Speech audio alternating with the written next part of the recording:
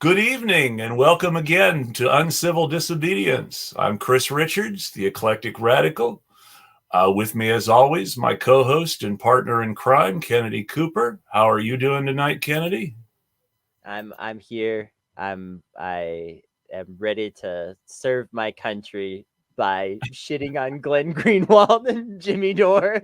As everyone should. I think it's depressing that more people don't. I understand why a lot of people don't. The Snowden thing has people feeling really, really special about Greenwald for a long time. There's a lot of reasons. Lots of people like Jimmy Dore, but honestly, it's not a huge surprise. I mean, both of them have had issues before. But let's get started, because what we're talking about, folks, is of course the Kyle Rittenhouse verdict, and in the couple of weeks leading up to it, how a bunch of people were suddenly defending Kyle Rittenhouse out of nowhere and saying, "Oh, his self-defense claim is legit." Yeah, and we're joined in that by Elias Cepeda. Hey, Kennedy. Hey, Chris. Thanks so much for Yes. having me. Yeah, so glad to have you back. Hey, Elias. It's a real pleasure. We are really glad to have you. Very productive. So thank you so much. No, I'm very excited to get into it. And since the last time we pretty much ended with "fuck Jimmy Dore," I guess this time we're pretty much starting with "fuck Jimmy Dore." Yeah, it is kind of funny that the last time you were here, I went on an unhinged rant about how much I can't stand Jimmy Dore. Well, remember, that was the night where he and Orff were breaking the news that, "Oh no, trust us, Kyle Rittenhouse is innocent because it's self-defense." Yeah, that even Orff's video. Oh, sorry. Go on. Go ahead. No, go ahead. Yeah, just that. I've been writing about the concept of self-defense and as it applies to that case, and certainly other ones like inverted, like with Ahmaud Arbery, they were trying to go with the same type of thing after the murders of Ahmaud Arbery. But yeah, I mean, it's something that, for reasons I'm happy to like elucidate and talk about, it's something that I just have absolutely no patience for. That idea that Kyle Rittenhouse was defending himself. It takes such a conveniently myopic view of the situation that it's absurd to me. Well, so let's look at some things. Let's look at some things in isolation as far as that goes, and then we'll see how they relate. But so there is a long tradition in the United States of what the Constitution refers to as a well-ordered militia. So my question is to anyone watching in the chat and both of you, what is a well-ordered militia?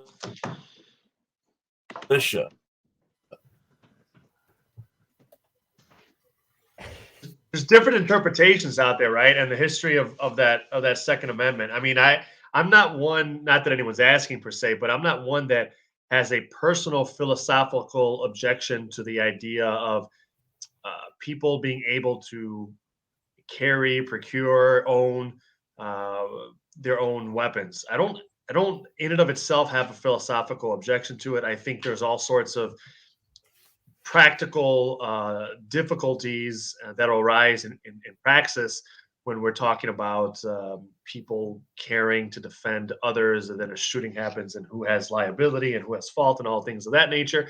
And I also think there's a particularly fraught history, like right in isolation, in a vacuum. I don't have a problem with the idea of being able to carry a gun or nunchucks or a throwing star. I really don't care. However, the American tradition, and no surprise, is a pretty racist tradition of self-defense. It's one, again, in terms of being myopic, in terms of being selective. It's one that in the development of the Second Amendment that was developed for for white men, certainly. And there's writing about this. People, obviously, there's debate and there's dissent about it, but specifically to be able to basically go after indigenous people and after enslaved people in order to capture enslaved folks that had left. It's often been discussed. It's often discussed as like, hey, we don't have a huge standing army. We need all y'all to have weapons at this time when the early part of the United States of America, in case England comes back. And of course, England came back and try to take the nation back. And that may or may not be England true. back. Well, that's the War right. of 1812 is worth its own show, but we invited England back. That was not a war that they went out of their way to start. Well, I think that's right. That was Paul versus Mayweather. that was a 100% stage event. Like, and yeah, it goes to, that's right. It goes to show that it's at least not the totality of what the Second Amendment is supposed to be about. It really was about regulating Black and indigenous bodies. And so our concept of self-defense has always been based in that, and then it continued when organized Black groups tried to exercise their Second Amendment rights, whether it's the Black Panthers in California, things of that nature. They're always were denied it. That's when all of a sudden people like Governor Ronald Reagan at the time became, anti Second Amendment. So it's always been a really selective thing, as all the Constitution is. That's my issue with a lot of this stuff up front, is that what is a well-ordered, regulated militia seems to be such a subjective thing. You look around and it just seems really convenient that the only things that are considered a well-ordered, regulated militia are these white guys in camo cosplaying as soldiers.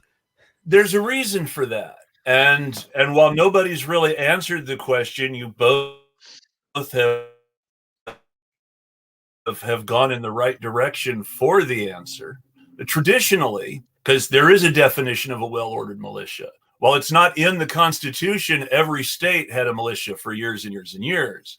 The state laws had their definition for what a militia was. The militia in most states was all the able-bodied white men. You notice I included the word white, and that's because in most states the law included the word white. Able-bodied white men, usually over 14, sometimes over 15. So those ages are important too when it comes to Rittenhouse, over 14, over 15. But if you look, a well-ordered militia, let's just pick an age and say 15. Every able-bodied white male over 15 was expected to do their fair share if it became necessary to fight indigenous people. And I use the word necessary very loosely. One of the very first things that the Pilgrims did when they were in England getting ready to finish their trip to the United States, because remember, they first traveled to England from Holland and then traveled the rest of the way from England after picking up the ships that they had bought from English shipbuilders. So the first thing they did while they were in England was they hired a fairly recognizable name, Miles Standish. A lot of people know that name for various reasons. He was hired to be of their armed forces. So they were even the Pilgrims, who we think of with the first Thanksgiving and all those warm and cuddly images that we were just bombarded with. Even the Pilgrims, the very first thing they did in England was hire a gunslinger who could help them kill the people who already owned the land, which is the simplest way to put it.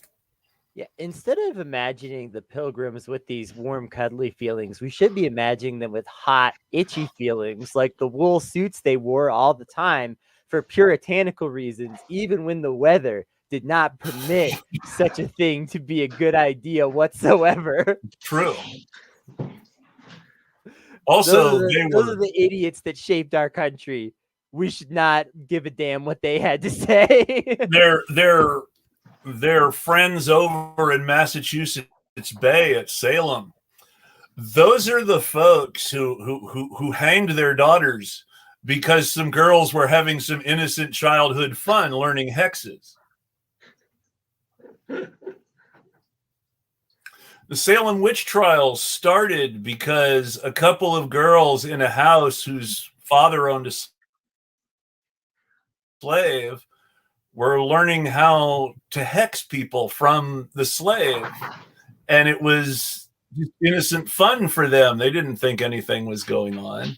And then something bad happened and they made the mistake of telling a grown-up. And apparently you should not actually tell grown-ups about some things if you're a Puritan's kid in colonial Massachusetts. Yeah, the grown-ups aren't there. The grown-ups aren't there to protect them. They're not there to protect the women, at least, or the girls, at least. That's for sure. Not then. Yeah. And often not now, though. That's a whole nother story. Right. But that's where the well-ordered militia comes from. Even before they started importing slaves. In my lifetime, the thing that I've seen that most resembles a well-ordered militia is gangs. Honestly, not these, all these white nationalists, dorks in camo, they have like 75,000 guns and they do not know where all their guns are. That's just a fact. But you talk to a gang, like you talk to any criminal organization, I'm speaking from experience in my youth here. They know where all the weapons are. They're all accounted for because those are assets. And so, those folks know where their weapons are. The quote unquote militia guys, they're anything but orderly a lot of the time. You go to their hideout, they got loose ammunition just laying all over the place. Well, like a lot of these people are straight up the picture of not gun safety. I appreciate the desire to make fun of the militia freaks, and I don't think it's a bad idea to make fun of them. But I do want to dispel one myth, which is that they're really, really organized. They have lots of contacts with each other. I mean, these are the people who mobilized for January 6th, remember. They're a lot more organized than they appear to be. They're still astroturfing anti-vax demonstrations all over the country. There's organization there. Here's the thing, though. The quality of an organization is not based on its people talent. It's based on money. Okay? If organizational quality was based on the talent of the people, then the socialist organizations of this country would have taken over everything by comparison to the people running most things. Oh, absolutely. What these white nationalist orgs have that make them relatively organized in many respects is big bankrolls in a lot of cases. There is some rich guy in that club paying for everything. And that's what keeps it well organized. It's worth noting that as well. Not even necessary in the club. I mean, there are billionaires who just give lots of money to white supremacist groups. Robert Mercer who was funding Steve Bannon for a long time, has funded all sorts of right-wing nut jobs. But we're getting a little off now, and I want to get us back to that idea that the well-ordered militia is a white guy older than 15. And the reason I bring that up is because Kyle Rittenhouse was a white guy over 15. And he said himself, he was there in Kenosha to help keep order and to help protect people and to back up the cops. Now, the people who he said invited him never heard of him and didn't know who he was. But that's what he said he was there for, which is important to why he was found not guilty in the court. Because even though Wisconsin doesn't have one of these laws, there is a tradition of using citizen's arrest and the laws around the well-ordered militia and specific claims of self-defense to lynch black people. That was why they were trying to argue a citizen's arrest and self-defense in the Ahmaud Arbery case in Georgia, because there was specifically a citizen's arrest law that was designed to justify lynchings. Right. And they thought that because that law had successfully been used to justify lynchings in the past, that they would be able to get away with it this time. The defense attorney was actually the one who released. The defense attorney in the Arbery case was the one who released the incriminating video. The prosecutor wasn't even going to try the case or charge anybody. The defense attorney released the video because he thought it made the defendants look like cops, and instead everybody in the country was, no, these guys have to go to jail. Even if you don't believe in jail, you were thinking that. And that's exactly where Kyle Rittenhouse was going, and it worked for Kyle Rittenhouse because people were able to take this snippet of what happened and say, okay, if we start here, it's clearly self-defense for Kyle Rittenhouse. And that's where Jimmy Dore. You got to remember, you got to end it at a certain point too, because here's the thing. This is the type of enshrinement you're talking about when you talk about who is a militia. Kyle Rittenhouse shoots this first guy. Maybe that's self-defense. Maybe. It's probably not, though, because of what's a little thing called intention. Well, yes. But let's ignore intention for a minute, okay? Let's pretend that Kyle Rittenhouse was there for the right reasons, that he didn't lie about who he was, blah, blah, all this stuff, okay? Maybe shooting the first guy could be considered self-defense in some respects. But what about the people after that? They were trying to stop an active shooter. Is that not the definition of what conservatives enshrine as like the ultimate thing that if you see an active shooter and you stop them, you're a hero, you're a patriot, you're a true American. That's what conservatives always say. They're literally teaching kids in active shooter drills that the kid should be rushing the shooter and trying to disarm them. So the people that rush Kyle Rittenhouse, it's literally what people are taught to do. Exactly. So the people that rush Kyle Rittenhouse to stop him, what about those two? And that's where that enshrinement comes in. Because all of this is important. Kyle Rittenhouse is apparently just enshrined with the authority to deal out quote unquote self-defense to any number of people. And that's why I'm going to bring this up. This was put in the chat, and this is right. The judge actually read this to the jury. So keep in mind that's how important this is. What I'm about to read, the judge actually read to the jury and said, if this happened, then it's not self-defense and you have to find him guilty. A person who provokes an attack, whether by lawful or unlawful conduct, with intent to use such an attack as an excuse to cause death or great bodily harm to his or her assailant, is not entitled to claim the privilege of self-defense.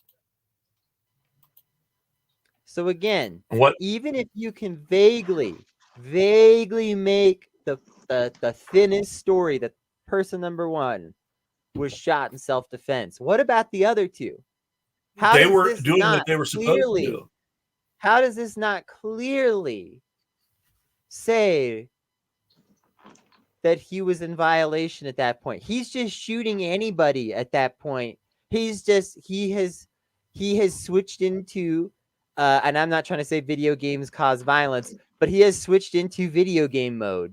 you know, where it's just everyone around you is a zombie and you've got the gun and you've got to shoot until you get to safety. So let's all be really, really specific here, because I have strong feelings on this issue. Video games don't cause violence, but Call of Duty causes racist violence.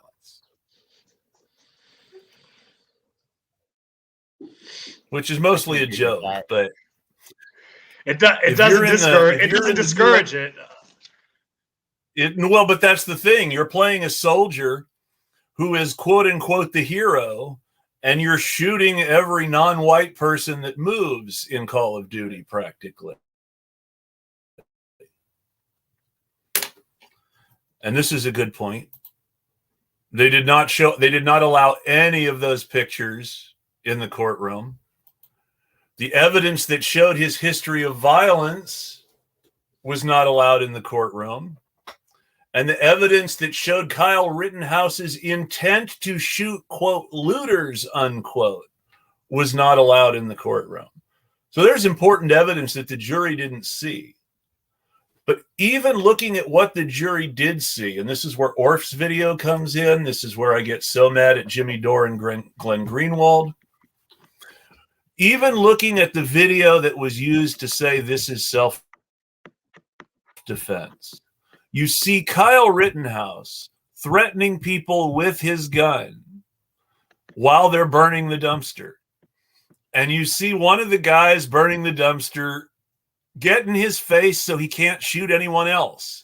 And that's pretty clear on the video. He's deliberately moving to put himself between Rittenhouse and anyone else he might shoot.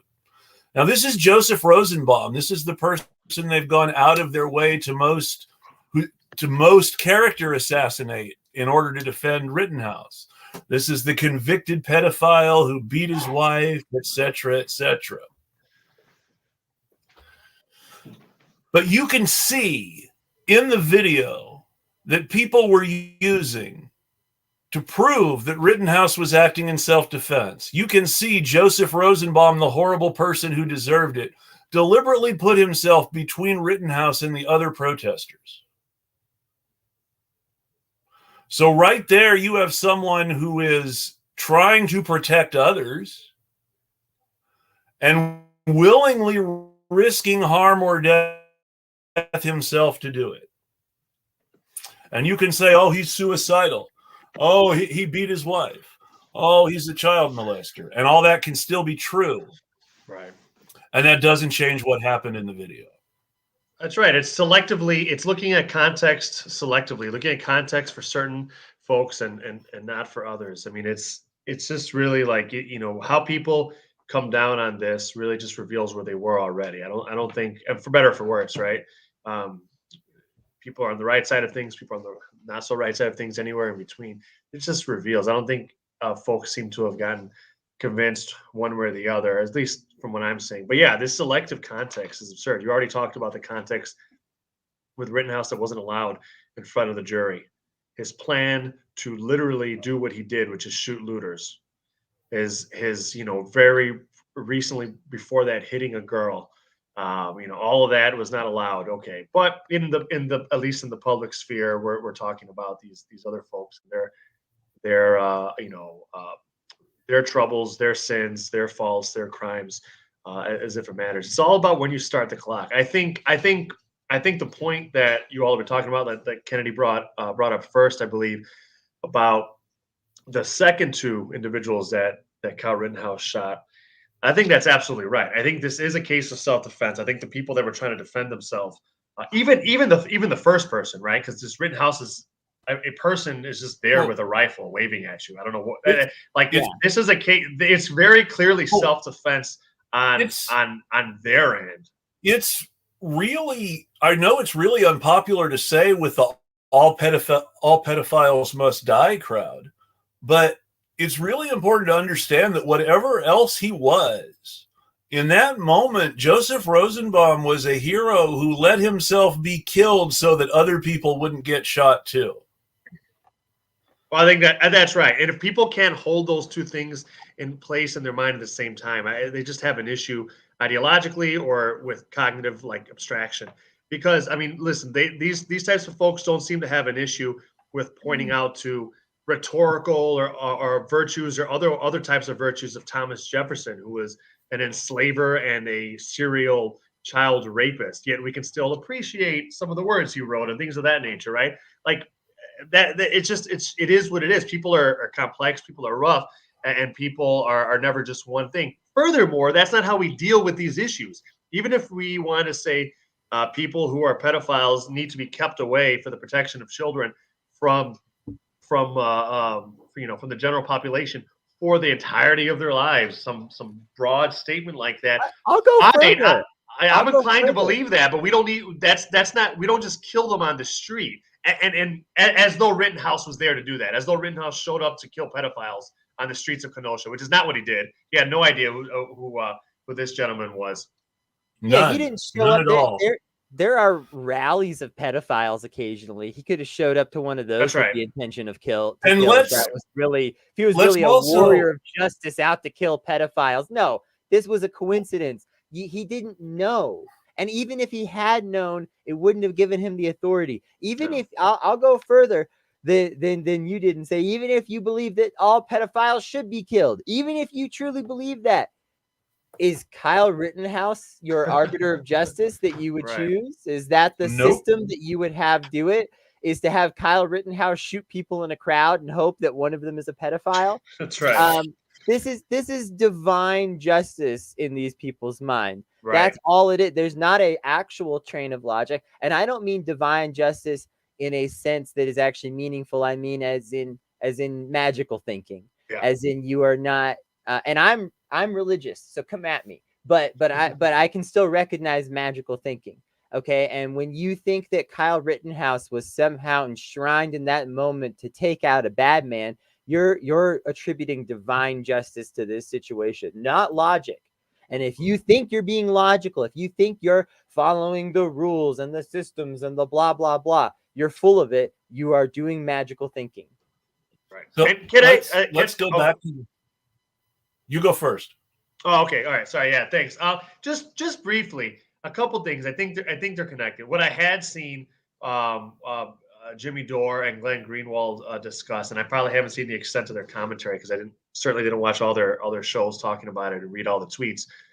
What I had seen is on Glenn Greenwald's, and I see this happening on a lot of issues with him, and I respect his body of journalistic work to know, to almost endless degrees, whether or not he's an awful person or a saint or something in between. Some of the things he's done as a journalist have been just seismically important and positive in my view. So I say that with that in mind. He, as he often does, seems to be confusing or convoluting intentionally, unintentionally, or whatever, some very maybe appropriate, good media criticism of the corporate media, or at least the liberal corporate media. And he seems to be confusing that with the case at hand with Kyle Rittenhouse. So if MSNBC does a poor job of covering this trial, which I'm assuming they did, I don't know, I didn't watch their coverage. Let's just assume they did an awful job like they do with almost every other issue they cover. That has no bearing on the facts of the case and the principles of the case. So he seems to be kind of making these leaps there. What I did see from Jimmy is him starting in some of the stuff from his show that I saw him discussing it, him basically starting the shot clock really, really late as far as I'm concerned. Hey, look at this guy threw this bag at Kyle Rittenhouse. All right, it really is as simple as this for me in terms of, like, there are other issues to discuss, some of which we've been discussing, and they're interesting, they're important, and they're weighty. But I don't even have to get to those issues to realize self-defense isn't planning to go to another city, another state with a rifle at people that are there. That's not self-defense. They're not in your town. They're not in your state. They're not coming towards your home. You don't travel to another place to defend yourself. If they came to his house, that's defense. And it really is as simple as that. Yeah, it's all selective, like you were saying before. I just want to say that really quickly, but it's all selective. It is. Like, and I think real quick. Sorry, I think this goes to something about America too. Since we were going back, just real quick, I'll leave it at this for now. There is, like, certain folks, and largely either white men, or if they're both white men, let's say, white cis straight men, when we can identify in the moment, if all things, being equal on that end, white straight men perhaps who are, or at least identifying that or publicly discusses that, who are going after leftists have an almost immutable, unqualified right to be anywhere at any time doing whatever they want. Where others, whether they're people of color or women or what have you, we as American culture, we have to interrogate every little part of why were they there, what were they doing, what have they done in the past that maybe might affect their mindset while they were there. Whereas Kyle Rittenhouse, we start the shot clock so late, and we just assume because he is who he is and his identity checks off. Talk about identity politics, conservatives, reactionaries. They really ascribe to this. We never interrogate, did he have a right to be there? It's just assumed as a white man with a gun going after leftists that he has a right to be anywhere, and we'll start the conversation with that presupposition. Yeah, no, but this is. I'm glad that you mentioned driving across a state, because the media reported that a lot, and that was apparently not true, and that was one of the wedges that Jimmy used to say everybody the media is telling you about this is a lie. So what the apparent truth is that yes, he spends most of his time with his mother in Illinois, but his father lives in Kenosha. He stays with his father on weekends and some weeks. And rather than driving across state lines with a gun as thought, there was a shadow purchase, and the shadow purchaser was keeping it at their place. And then he went to pick it up before he went to the protest. So there are some things that are different. But Jimmy Dore's approach was to take this. The media is lying to you. The media is lying to you, and now I'm telling you the truth. So don't believe anything you heard about Kyle Rittenhouse before this show, because Orf is the only person, Matt Orfalea, who was Jimmy's guest, who made the video that got Jimmy declaring Kyle's innocence. This video shows the truth, and you can only believe this video because the media has been lying to you. Now, of course, this is Jimmy Dore's shtick, and this is what his hardcore fans all say loudly, or at least the people trolling for his show, which is that everybody else is a liar, and Jimmy Dore is the only person who tells the truth in media. Right. That your only choices are corporate media or Jimmy Dore. And Jimmy Dore is the only truth teller in the world. Which is why he supported Paragon of Virtue, Tulsi Gabbard, for president. No, that's really true. But really quick, I think residency is a complex issue, but the kid went to school in Illinois. He was trained in this public safety cadet thing in Illinois, and he was caught in Illinois. So, I'm not saying it's as simple again as MSNBC reported. Certainly, I think probably did a poor job. But I definitely think there's some type of merit to say this is an Illinois kid who had to go through some effort to go to these protests, And that's also, really the whole thing, is that those details were small details. Saying that was wrong, they then went to, and they lied. The victims weren't even black. They never claimed the victims were black. They said the victims were white from the beginning. Right. So nobody ever claimed they were black, but all the trolls made a big deal about it. The victims were white.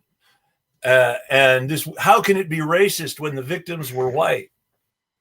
And the one question nobody wanted to answer is, what was the protest about? That's right. That's some people like Glenn Greenwald are too smart, I feel like, to be this obtuse, to have this shallow understanding of racism. Because he's always on that. He says it right there all the time. He says things in that way. He basically takes that troll position of they were black and so it couldn't be racism, as though white supremacy, like attacking people who are standing up for black lives, would not be an arm of white supremacy. Well, and this is this is where I get really frustrated. So the thing that you have to understand, whatever else you want to think about Glenn Greenwald, the thing you have to understand is Glenn Greenwald has been caping for white supremacists for a very long time. That is not something new. I hear people say all the time, well, what happened to Glenn? How did he change? Well, earlier today, someone showed me, and I read a piece that Glenn Greenwald wrote in 2005. And this was about the border and immigration. And he started it off by being very angry that someone had called former Colorado Congressman Tom Tancredo, who had run for president in 2004 in the Republican primary, on a absolutely batshit nuts platform of we have to close the border and stop illegal immigration or the terrorists will blow us up. The terrorists are coming through Mexico and we have to shut them down. Now, to the best of my knowledge, there hasn't been a terrorist attack on Americans that originated in Mexico since Pancho Villa. And that was a bank robbery. So you can even argue whether that's actually terrorism. But what? Was it his illegal immigration stuff? So the so-called illegal immigration. A Congress, a liberal, I can't remember which liberal it was, but a liberal reporter had said something on Twitter or Facebook about Tom Tancredo that was very, very harsh and basically called him a white supremacist. And Glenn Greenwald starts his article off with, how can you call a guy a white supremacist just because he wants to close down the Mexican border? Literally, that is his argument. And then the rest of this piece, again, this is 2005, when the Republican president George W. Bush was actually pro-amnesty. But in 2005, Glenn Greenwald is writing in defense of the anti-immigration wing of the Republican Party, saying wanting to shut down all immigration from Mexico isn't at all white supremacist, and then making an argument about the inability of Catholics from Latin America to integrate into American society that's worthy of Steve Bannon. So that's who Glenn Greenwald is. I'm really glad you brought that up. I think this is something that needs to be hit on, and I'll write on this crediting you for bringing it up in this conversation. But I think, that stuff, I'd even forgotten about that until you mentioned when we were talking offline. I was like, oh, I wonder what he's talking about. I was like, holy shit, that's right. Not only was Glenn using these tropes and using the language of white supremacists with regards to immigration. Not only is that like a really weird, soft underbelly for a guy who just who lives a privileged life in some ways, as an immigrant, a rich immigrant to another country. In some ways, he's very marginalized, and in some ways, he and his husband are extremely brave because people want to literally kill them who are in power. In some ways, especially when he first went over there, this is a rich dude who wants to take advantage. He talks about skilled versus unskilled labor. He talks about undocumented, what he calls illegal immigration, which is itself is a problematic, dehumanizing phrase. That's white supremacists. He talks about that wreaking havoc on the economy. Why is it white supremacist? Why is it white power? Why is it white supremacist thought? Well, it's counterfactual, I think, right? So let's look at some of the things he talked about, right? He talks about, I think this is from the blog piece you were referencing, Chris, quote unquote, illegal immigration wreaks havoc economically, socially, and culturally. makes a mockery of the rule of law and is disgraceful just on fairness grounds alone. Let's ignore the incendiary adjectives for a second. Mocking the rule of law. Let's ignore that and who might be triggered by rule of law arguments and law and order arguments going back to Nixon. Certainly even past that, before that. Let's ignoring triggering words like fair, like it's not fair to white people, right? About disgrace, mockery. Let's ignore all that for a second. Let's even ignore the whole cultural fear language that it wreaks havoc culturally. That undocumented immigrants, what he calls illegal people, are wreaking havoc on our culture. Let's even ignore that fascistic language. The idea that undocumented immigrants who have lower rates of criminality than the general population pay a higher amount of taxes per capita than documented citizens who have higher rates of entrepreneurship and who have historically across different country origin groups have always been just in strict economic terms a net positive economically to America. To say that they wreak havoc is completely counterfactual. It's magical thinking. It's a type of magical thinking that white supremacists do. They talk about dangers of immigrants absent any actual evidence, and they just lie about it. And you're right, he was doing it all the way back then. And yes, and he was doing it. He was doing it to defend one of the worst possible Republicans. And I mentioned that because he recently said very seriously in an interview with someone else when asked about Tucker, well, you think, Tucker's racist, right? And Glenn Greenwald stands up and says, I dare you to show me any specific instance where Tucker Carlson is talking about illegal immigration and says anything racist. And that was when somebody showed me the blog from 2005, and I read it and I compared that to Tucker, and that's exactly the same thing.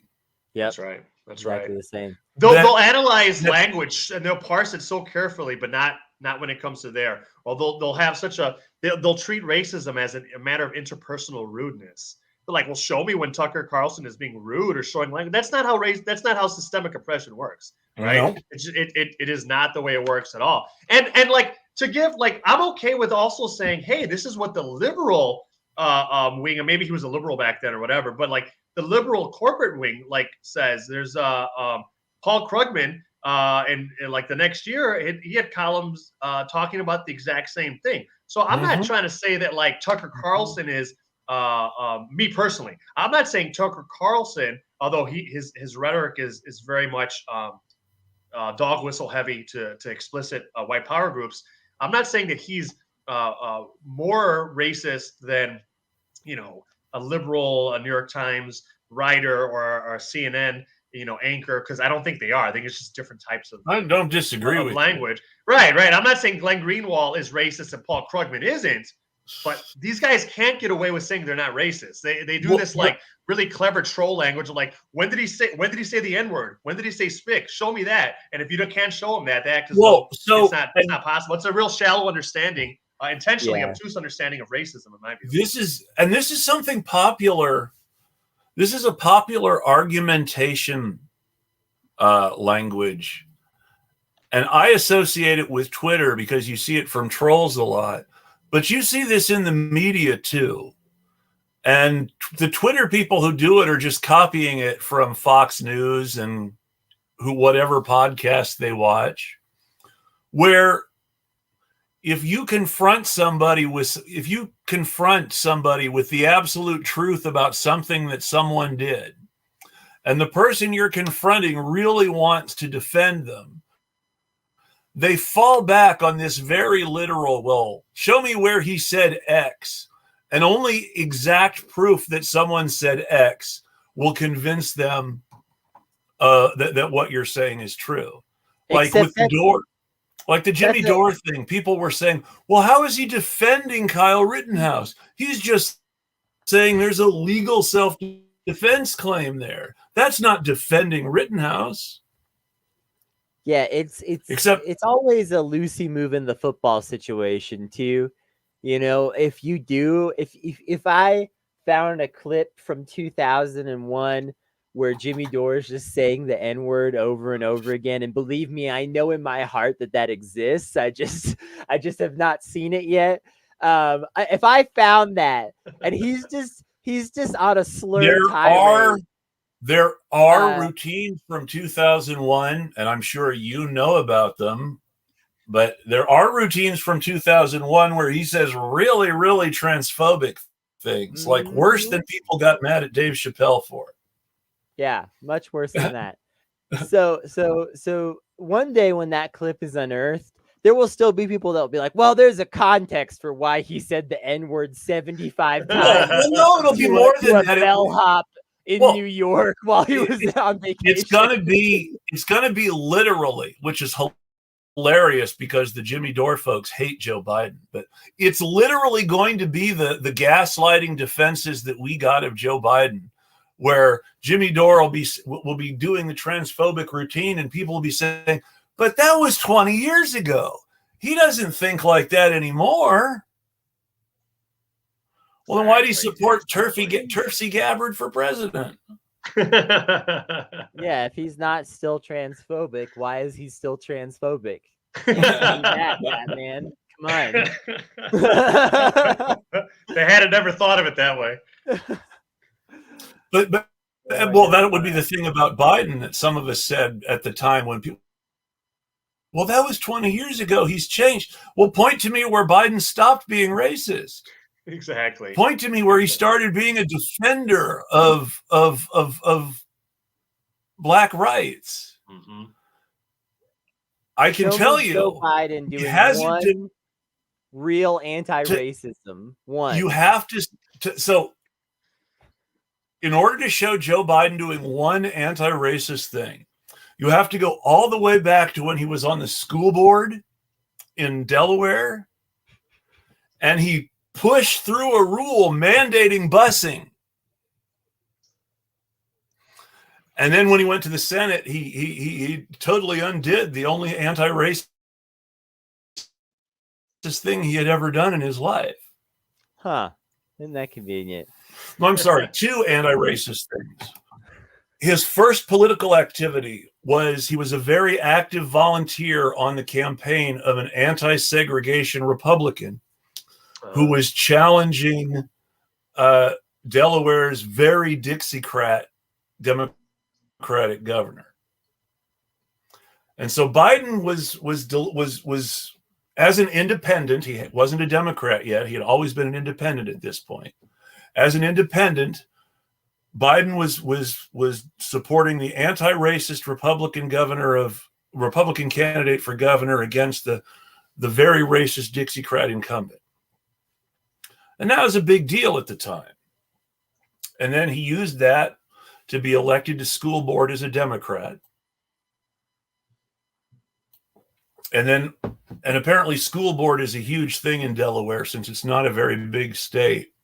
Being on the school board is probably better for getting you statewide recognition than being in the state legislature.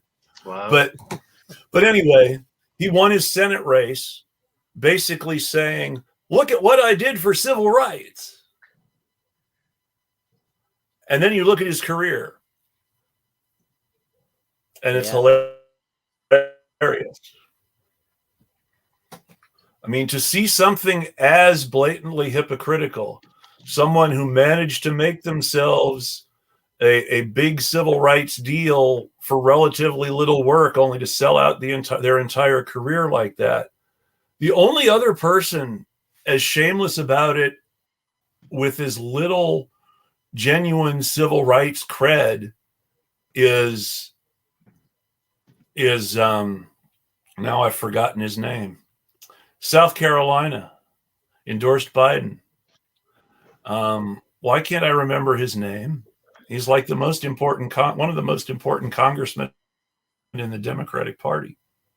Oh, the Clyburn? Yes, Jim Clyburn. I don't know why I blanked out on Jim Clyburn's name. I was even picturing his fish fry. But Jim Clyburn was a student activist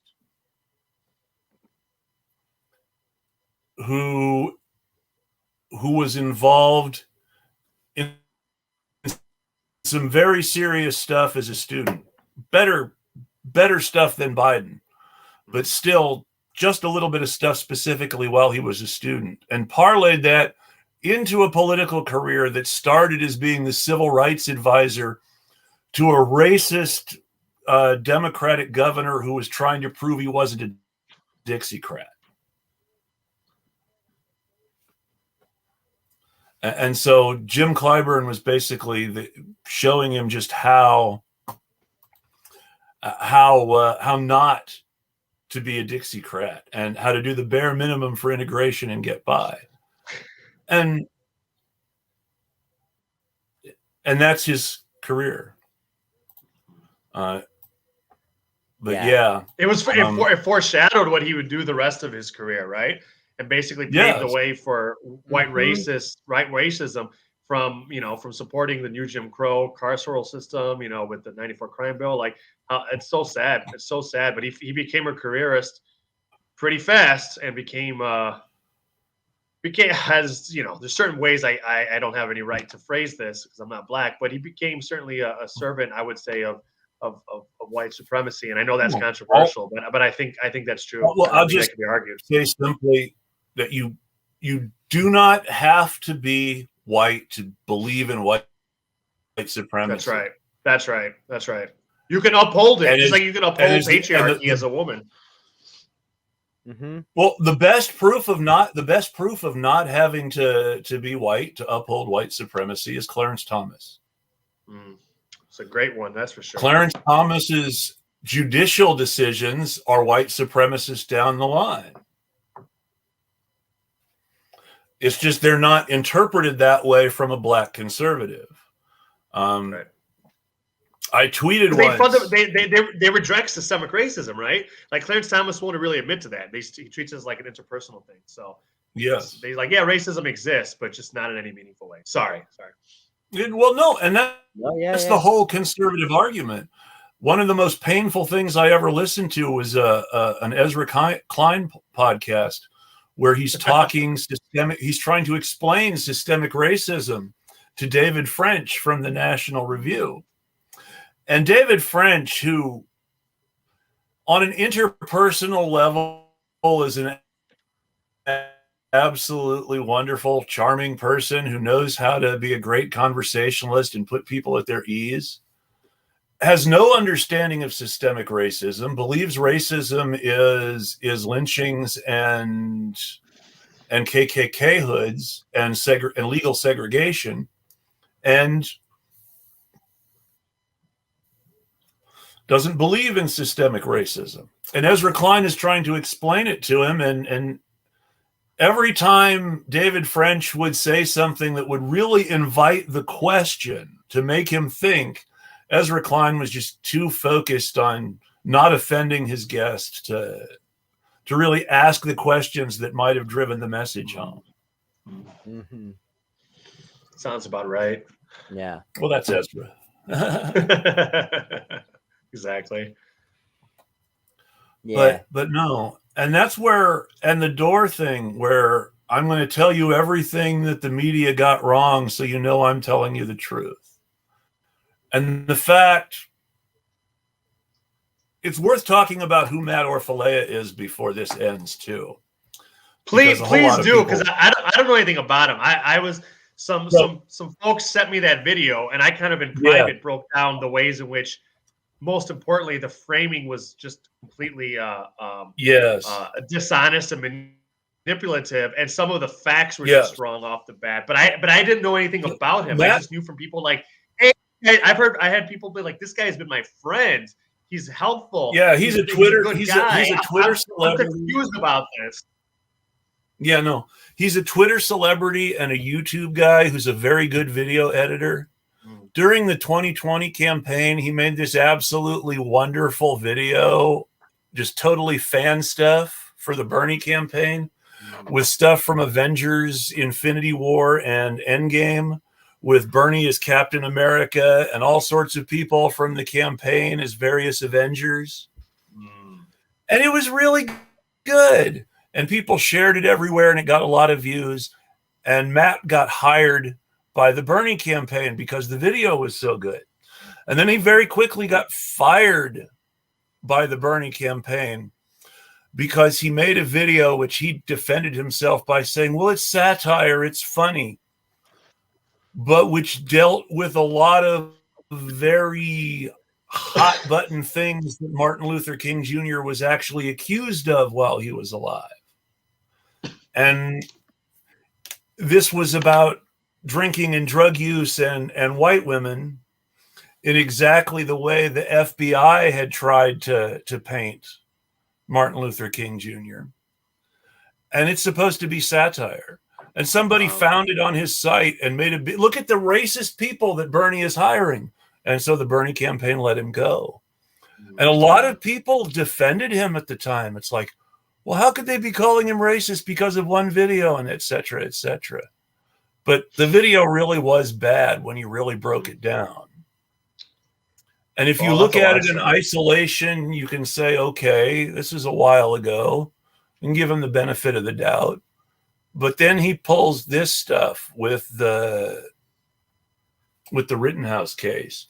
He also did a series of videos on the Kenosha riots that if you didn't know what actually happened, you would believe that Kenosha had been burned down and lots and massive parts of the city would need to be rebuilt. He called the videos the Death of Kenosha. Oh my God. So I'm really close to Kenosha, by the way, right now where I sit, and Kenosha's fine. Well, that's the thing. I live just outside of Portland. You should go to Kenosha and just do a live stream of yourself just having lunch in Kenosha. I might have to. I can get there in an hour and a half. No, they were saying all sorts of ridiculous things about the protests in Portland. They're burning the city down. I live outside Portland. I can see it on a clear day. Trust me, it's still there.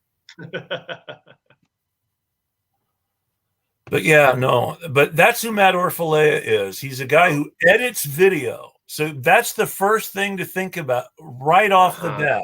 He's a guy who edits video to make a point. He's not a journalist who goes out and shoots video.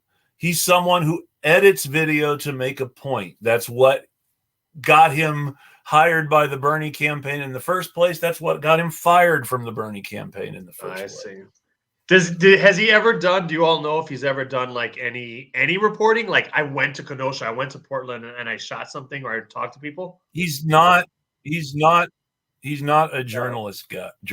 He's a guy who edits video that other people take. He edited a bunch of video together and framed it, like you said, in a very deceptive way. Some of that stuff is sort of out of order.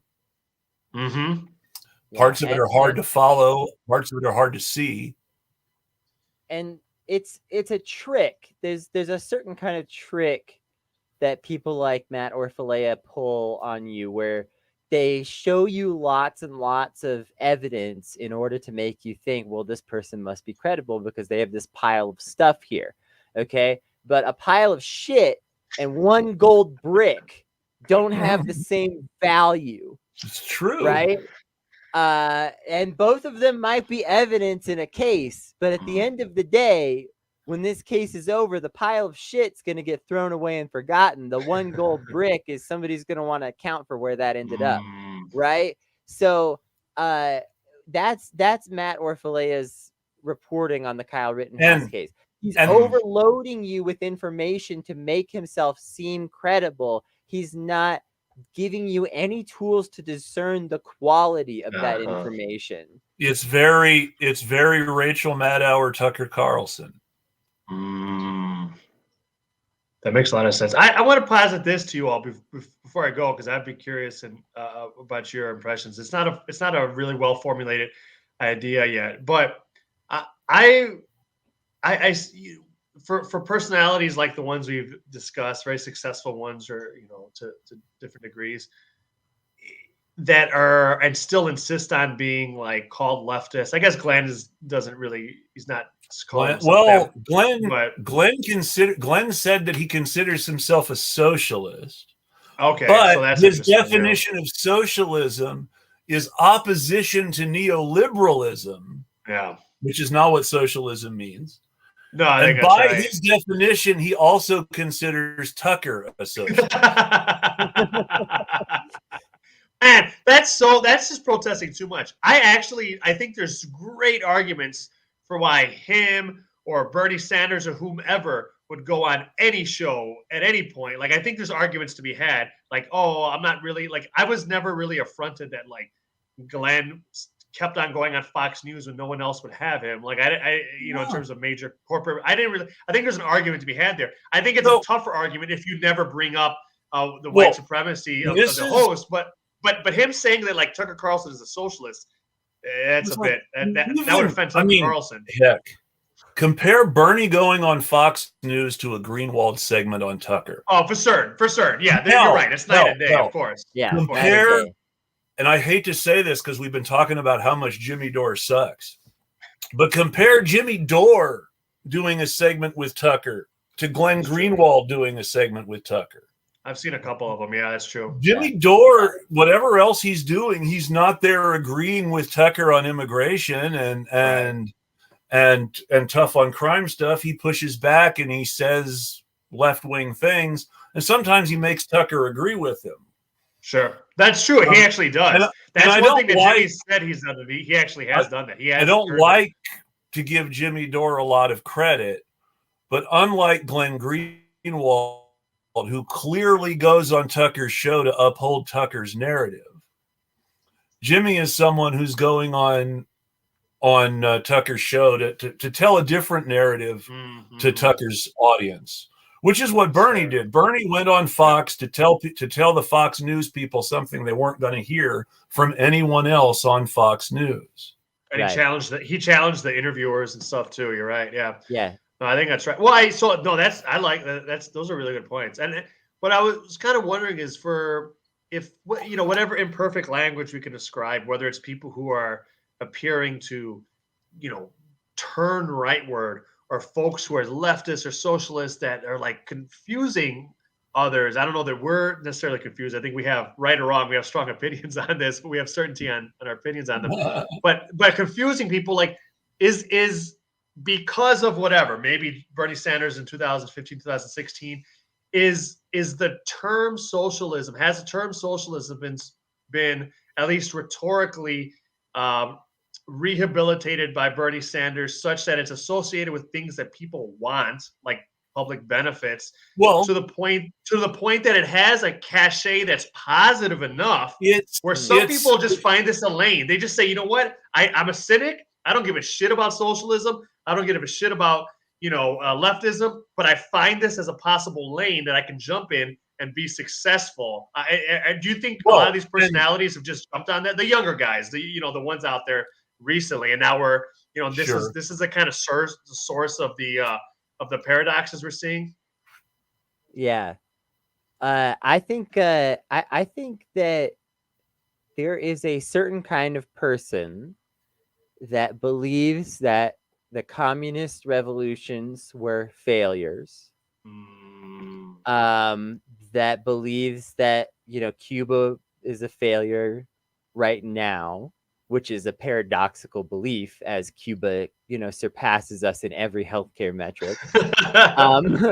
But that genuinely believes that the socialism of 100 years ago was a strict failure. Now, I'm not here to argue that all of it was a success. Far from it. If you watch this show regularly, you know that I critique a lot of things about various communist revolutions, but I am a pro-communist. I am a anarcho-communist, I guess. I don't like labels that much, but if you have to put something on me, I am in favor of these movements, and I do not consider people like the Zapatistas failure because they have merely liberated 500,000 people from capitalism. Hey, I don't consider that a failure. I tell people that is a successful anarchist revolution. You can say that it's small. You can say that it's tenuous. You could say that someone could come in and wipe it out at any time, but you can't say that it hasn't been successful to date. Yeah, and that it's not there. And so I think that there's a certain kind of person that believes all those things have failed. And this kind of person tends to become a sort of quasi-libertarian. But it's essentially like they're creating like a third position within socialism is the way I see it. Like they don't see themselves as purely cynically adopting this title. A lot of people in the Dore crowd, now I can't speak for Jimmy Dore explicitly because he's a bastard. So he may be cynically doing this for money. As far as I can tell, actually, there's a lot of evidence for that. But some of the people in his crowd legitimately believe themselves to be the most forward thinking. And I'm using the word forward for a reason because it's Andrew Yang politics. Andrew Yang thinks everything that's come before is a failure. But now in this age of computers and getting computers to jerk you off or whatever Andrew Yang does, well, surely we can solve any problem in a new way. So we all know what that we all know what that spraying whipped cream into people's mouths really was. We all know what it really was. And on that note, I know we have to let Elias go. But I really appreciate you joining us. We may talk about Jimmy Dore just a little after you're gone because Kennedy brought up something that I want to follow up on. But yeah, we'll thanks very much at least 15 minutes, y'all. But we do have to let our guests go. Is there anything you want to say, promote, talk about real quick before you get out of here? Oh, thanks. First of all, thanks so much for having me on. I said it before and I'll say it again. Anytime you all want me on, barring some weird schedule thing, I'm really happy to come on. I really love discussing things with you both. And I'll eagerly dig up the archive to see what the rest of your discussion about Jimmy Dore is tomorrow. People can follow me on Twitter at Elias Cepeda.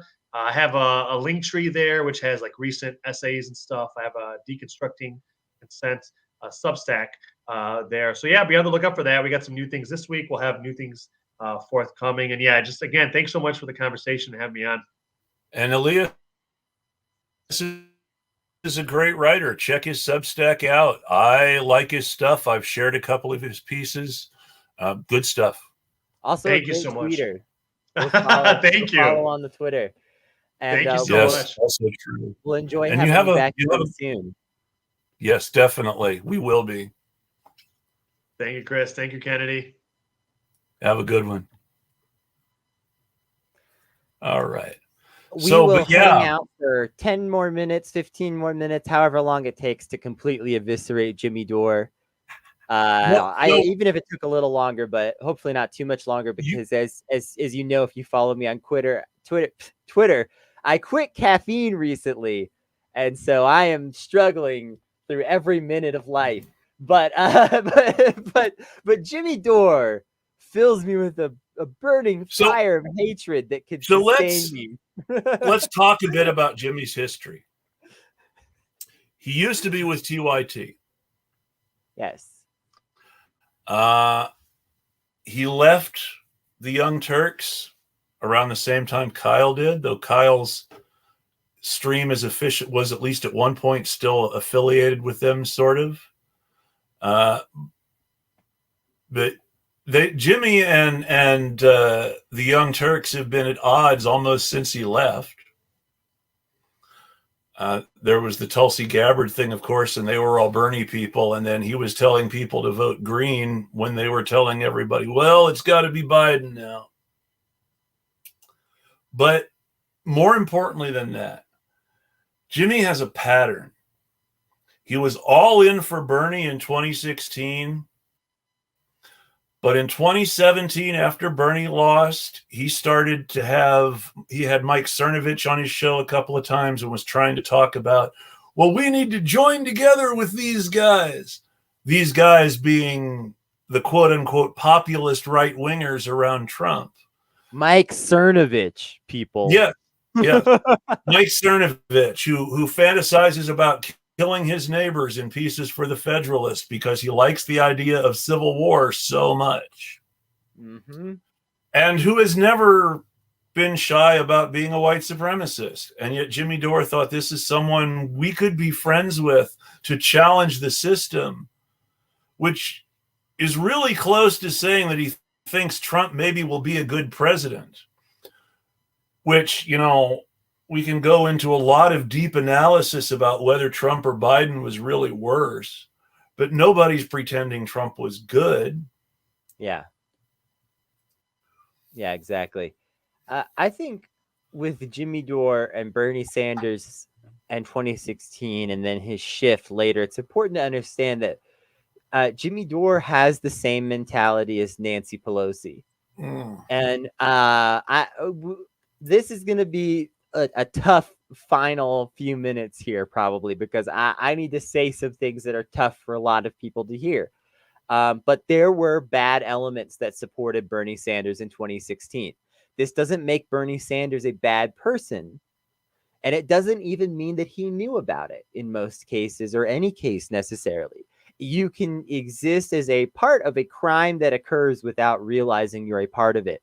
For instance, if you are a bicycle courier in New York, you may be transporting an illegal good sometimes. And in fact, a lot of these people, to an extent, kind of know that this is possible and don't look into it, you know, because they don't want to have any information, right? So even if, you know, in some cases you might hear a little something, you might just not even look into it because just knowing could make it worse. Bernie Sanders had some supporters in 2016 that were bad actors and were supporting Bernie Sanders not because supporting Bernie was the right thing to do, but because he was an outsider that they could use as a point of agitation for good or bad. And again, Jimmy Dore for bad. He used Bernie Sanders to make a lot of money, like a lot of money, a lot of like So not did tons and tons, not like Elon Musk or some shit, like not even like, you know, not even like the stockbrokers or something like that. But he made a good bit of money for himself off of that, and he he's did it knowing that Bernie Sanders was unlikely to win and that he could just support this outsider vaguely and bank off of that. This is exactly like Nancy Pelosi. All right. Nancy Pelosi doesn't want healthcare to get passed because she's fundraised off of healthcare for her entire career. Go back to the 90s and you'll find videos of Nancy Pelosi saying, we need healthcare for everybody. Well, if she was saying that in the 90s, we need why single is it? payer health care. She said that specifically. Yep. So if she's saying that in the 90s, why isn't she putting these bills on the floor? Right? Because again, she's fundraised off of the need for healthcare her whole life. That's fine for her. Jimmy Dore fundraises off of the need for progressive politics, the need for change within our system. But he doesn't want that change to come. I just want to be clear about that. He doesn't want that change to come. And that's why he flopped off of Bernie, is because in 2016, Bernie was pretty much an impossibility. Supporting Bernie was mostly a way to signal your virtues within this political system and say, hey, I want something different. And I to be don't want clear, Hillary. I mean, there were a lot of people in 2016, and you can see this in 2018 when some of these people lined up with others. There were a lot of people in 2016 who supported Bernie specifically because he was the anti-Hillary candidate. Yeah. And again, specifically because he was an outsider talking about change, but it was nebulous in 2016. And even Bernie knew this to an extent. You could tell in 2020 that his platform was a lot more serious. Bernie didn't think he could win in 2016. He was deliberately running to make things as hard for Hillary Clinton as possible, to extract as many concessions as possible. Yep. In 2020, Bernie thought he had a chance of winning, and once it became clear he didn't have a chance of winning, he just totally folded his cards and handed things over to Joe because he trusted Joe in a way he didn't trust Hillary, which was clearly a mistake.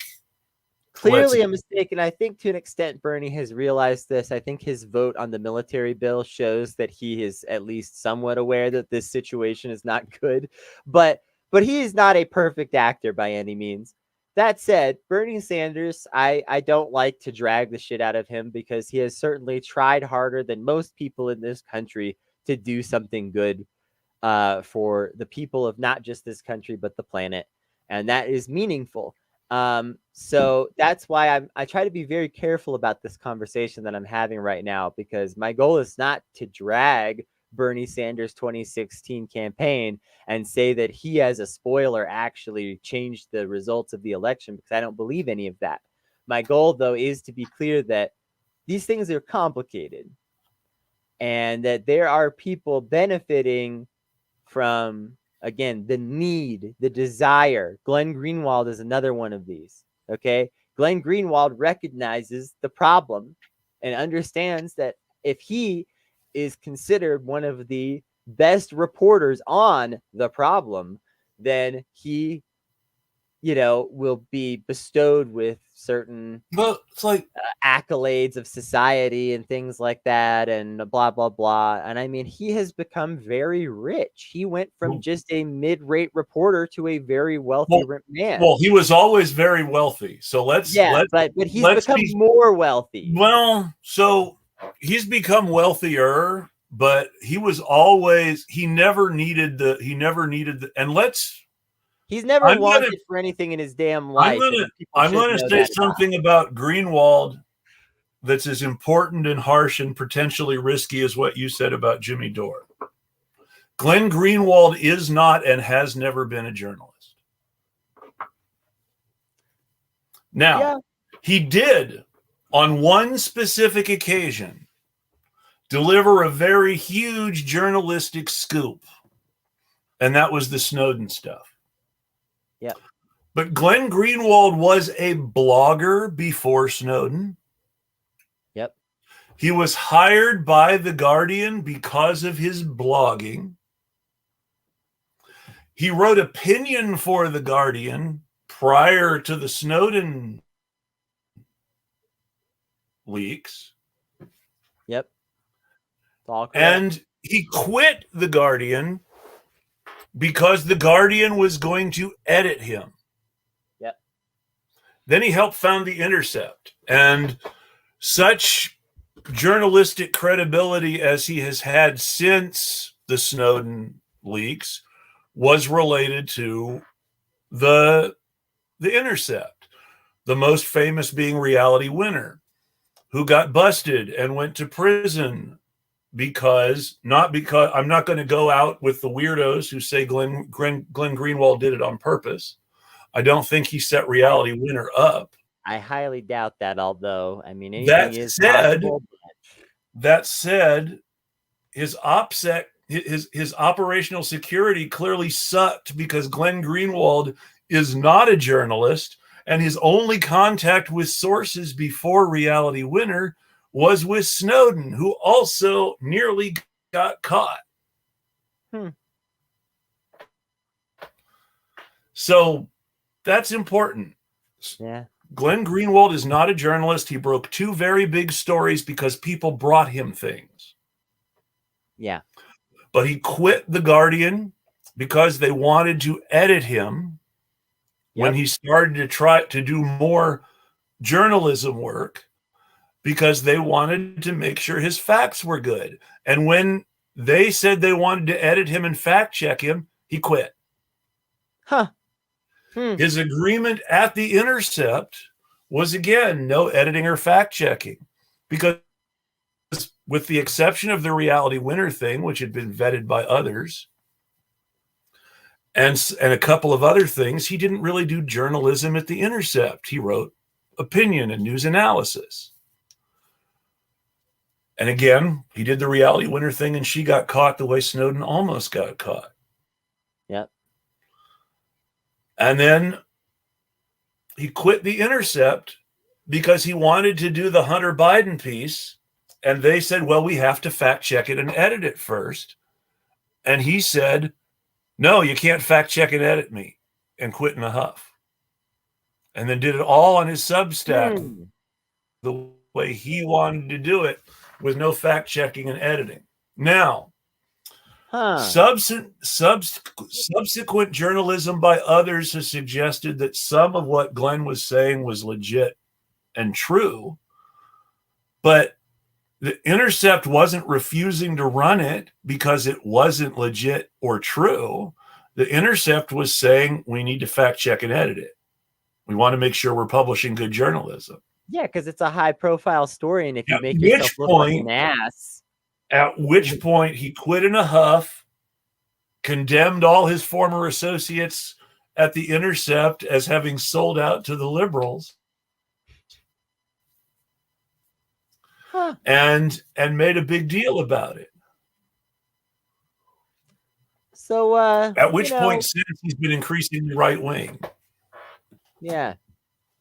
So, the moral of this little epilogue of our show is just look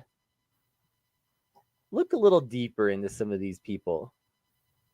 Okay, look a little deeper, because some of these folks are You know why? not who they would have you think. One last epilogue. Go Do for you it. know why Glenn Greenwald became a blogger? Why? He had a lot of time on his hands after being disbarred. Ah, He was a corporate lawyer who represented the wrong corporate client and who acted unethically and was even, I believe, turned in by the client.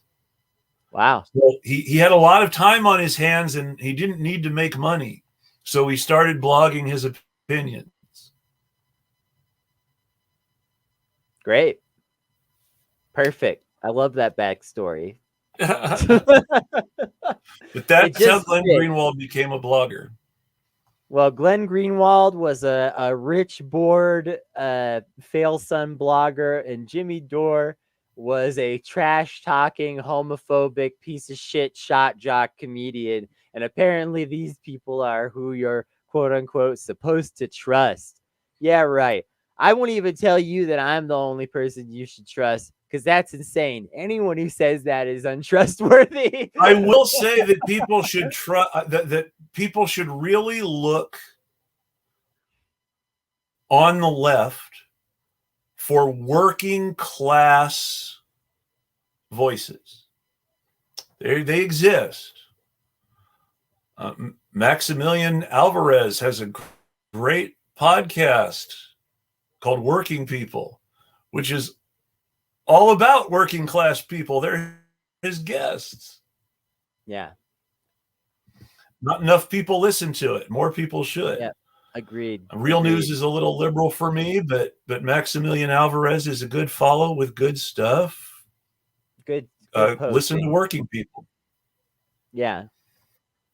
Also, my final thought on this is trust the people that aren't afraid to align themselves with the historical working class movements. The people who seem to think it's never been done right ever in any way, and that we need a new way forward, untrustworthy. It's just that simple. The people who are not willing to ever refer to themselves or communism in a positive light just at all. Like if they're not willing to refer to themselves as a communist or not willing to refer to communism in a positive light at all, things like that, you should be suspicious of things like that. People who will not point to these things and say that there was good in them, who will not point to the CIA and say this is who took down some of these revolutions. People who will not do that, who just sort of vaguely string you on like, yeah, I'm a leftist. I just don't have to tell you exactly what I mean by that. Don't trust those people, okay? If I tell you I'm a leftist, I'm going to tell you exactly what I mean, which is that I am a leftist in the tradition of Thomas Sankara and Fidel Castro and the Zapatistas and other people who have led revolutions that I believe in. And no, they weren't all perfect, but they were doing things for the people that mattered. And so that's where I stand, is make sure that the people that you support aren't just vaguely saying, yeah, I'm a leftist, you can trust that I'm a leftist, but that they actually support historical leftist movements, that they support the leftist movements that are still around today. And remember, folks, all hierarchies start with bedtimes. And on that note, I want to wish everybody a great night. Because it's my thanks bedtime. for joining us.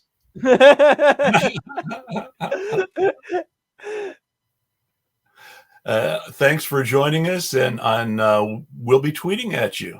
Take care, folks.